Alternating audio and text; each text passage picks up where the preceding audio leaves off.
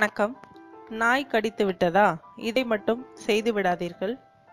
வெறி நாய் கடித்து விட்டால் உடனடியாக செய்ய வேண்டிய சிகிச்சைகளை தவிர்த்து, சிலர் பதற்றத்தில் என்ன செய்கிறோம் என்று தெரியாமல் மாற்று சிகிச்சைகளை மேற்கொள்வதால் அதன் விளைவுகள் அதிகமாகிறது.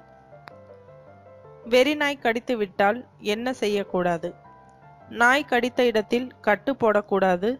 ஏனெனில் சூரிய ஒளியில் நாய் கடித்தால் வைரஸ் கிருமிகள் இறந்துவிடும். நாய் கடித்த காயத்தை மூடாமல் வைக்க வேண்டும். நாய் கடித்த இடத்தில் கிருமிகள் உடலை விட்டு வெளியேறுவது தடைபடும் வகையில் சுண்ணாம்பு, சந்தனம், சாம்பல், பச்சிலை சாறு போன்றவற்றை தடவக்கூடாது. தடுப்பூசி போடுவதற்கு முன் மற்றும் பின் கடிபட்ட இடத்தை ஆல்கஹால் அல்லது டிங்சர் வைத்து சுத்தம் செய்யக்கூடாது.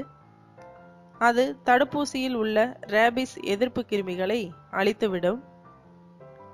வெறி நாய் கடித்த 10 நாட்களில் அனைத்து உயிரற்ற பொருட்களையும் கடித்தல், வழக்கத்துக்கு மாறாக குரல் எழுப்புதல், உணவு எடுத்துக்கொள்ளாமை, தண்ணீரை பார்த்தால் ஒவ்வாமை, அதிக உமிழ்நீர் சுரத்தல், தாடை தொங்கிவிடுதல், தண்ணீரை விழுங்க முடியாமல் போவது, பின் கால்களில் தளர்ச்சி போன்ற அறிகுறிகள் வெறி நாய் கடித்த 10 நாட்களில் ஏற்படும்.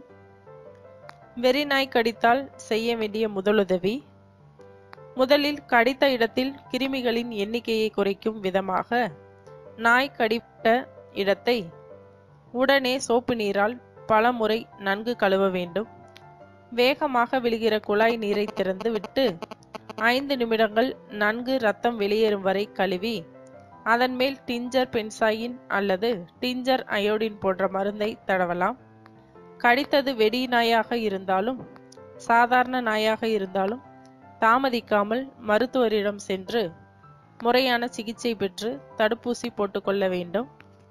தடுப்பூசி போடும்போது உணவில் கட்டுப்பாடு உள்ளதா என்றால், உணவில் கட்டுப்பாடு அவசியமில்லை. எவ்வகை உணவையும் சாப்பிடலாம்.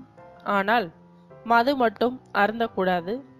ஏனெனில் மதுபானம் நம் உடலின் எதிர்ப்பு திறனை குறைத்து நுண்கிருமியின் விளைவுகளை அதிகரித்துவிடும். மேலும் விவரங்களுக்கு சேனலை சப்ஸ்கிரைப் செய்யவும். நன்றி.